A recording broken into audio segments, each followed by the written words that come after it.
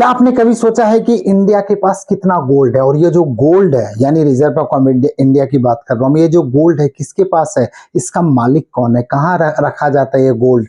क्या ये विदेशों में होता है या फिर इंडिया के किसी सुरक्षित जगहों पे पाया जाता है? आम पब्लिक के पास कितना गोल्ड है?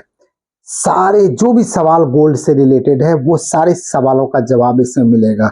अगर विदेशों में गोल्ड रखा जाता है तो कहाँ रखा जाता है, क्यों रखा जाता है, इंडिया में किस शहर में रखा जाता है और कैसे रखा जाता है? क्या धरती के नीचे कोई खजाना छुपा हुआ है आरबीआई के पास, जहां वॉल्ट जिसको कहते हैं, जिसमें गोल्ड रखा जाता है? तो हर एक सवाल का जवाब आपको इस वीडियो में मिलने वाला है।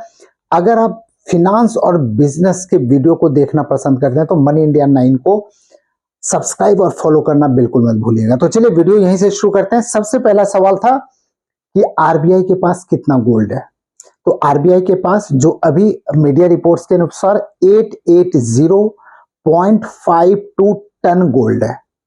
880.52 टन गोल्ड एक्सपेक्टेड है कि इंडिया के पास यानी आरबीआई के पास है। अब इसका मालिक कौन है? तो इसका मालिक है रिजर्व बैंक ऑफ इंडिया नहीं है, वो सिर्फ देख रेख करता है। गवर्नमेंट ऑफ इंडिया नहीं है, क्योंकि वो सिर्फ देख रेख के लिए बने हुए हैं। इसका जो असली मालिक है वो है आम पब्लिक। आम पब्लिक बोले तो इंडिया की ये संपत्ति है, भारत की ये संपत्ति है, टोटल इंडिया की संपत्ति है, किसी इंडिविजुअल का नहीं है। अब सवाल उठता है इतने सारे गोल्ड 880.52 टन गोल्ड कहां रखा जाता है? तो स्पेसिफिक 3-4 जगह है जिसको इसमें जिस जगह पे इसको रखा जाता है। एग्जैक्ट लोकेशन नहीं बताया जाता है। रीजन क्या होता है कि इसको सिक्योरिटी, नेशनल सिक्योरिटी का पॉइंट माना जाता है, इसलिए एग्जैक्ट लोकेशन नहीं बताया जाता है। लेकिन मुंबई के आरबीआई के हेडक्वार्टर में वॉल्ट में रखा जाता है। नागपुर के आरबीआई के जो ऑफिस है उसके वॉल्ट में रखा जाता है। एंड कुछ गोल्ड इंग्लैंड के बैंक ऑफ इंग्लैंड में यानी लंदन में रखा गया है।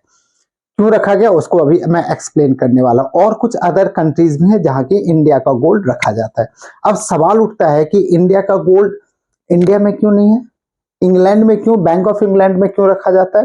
तो उसका रीजन होता है कि जो फॉरेन इन्वेस्टर होते हैं उनके कॉन्फिडेंस, उसके ट्रस्ट के लिए। पहला पॉइंट, अगर इमरजेंसी में कभी लिक्विडिटी की जरूरत पड़ती है तो लिक्विडिटी आराम से मिल जाता है इंडिया को। दूसरा पॉइंट। तीसरा कि जो गोल्ड ग्लोबल गोल्ड का ट्रांजैक्शन होता है, ग्लोबल गोल्ड का जो बिजनेस होता है, उसके लिए वो विदेश में रखना बहुत जरूरी होता है, ताकि जो आराम से जो है बिजनेस किया जा सके। ये इमरजेंसी फंड के लिए बड़ा इंपॉर्टेंट है। गोल्ड हो सकता है कुछ लोग सोच रहे होंगे कि गोल्ड को बेच के पैसे ले आओ, ताकि डॉलर ले आओ, ताकि रुपया का दाम गिर जाए या फिर जो पेट्रोल डीजल है उसका दाम गिर जाए। तो ऐसा नहीं होता है। उसका वजह यह है कि अगर गोल्ड जो होता है वो रिजर्व होता है, वो हमारा एक सिक्योरिटी लेवल है, कंट्री के इकोनॉमी का सिक्योरिटी है और कंट्री के इकोनॉमी का ट्रस्ट है। अगर सारे गोल्ड निकल जाएंगे, जिसके पास जितना ज्यादा गोल्ड है उतना ज्यादा अमीर कंट्री माना जाता है, क्योंकि उसके बदले आपको लिक्विडिटी मिलती रहती है।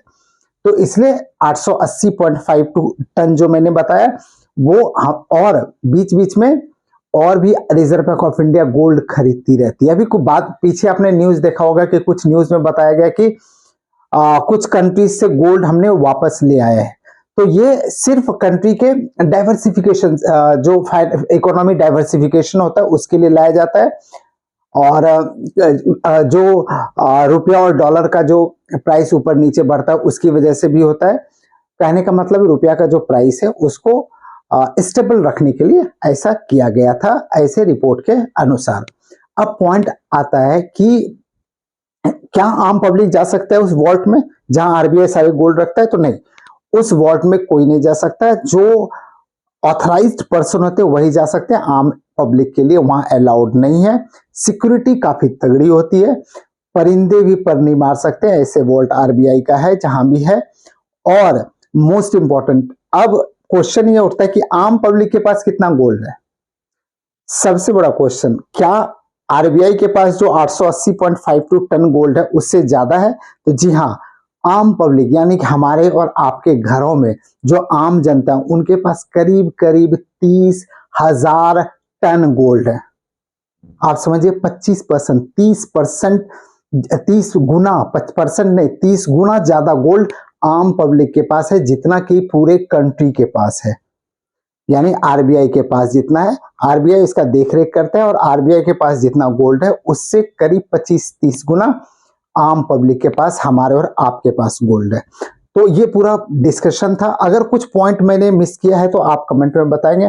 और एक चीज बड़ा इंपॉर्टेंट है कि क्या सारा गोल्ड इंडिया को वापस आ जाना चाहिए, क्योंकि बहुत सारी भ्रांति तरह के आपको र्यूमर्स मिलेंगे कि गोल्ड जो है स्विस बैंक में है, यहाँ है, वहाँ है, 20 कंट्रीज में। नहीं, ऐसा नहीं है।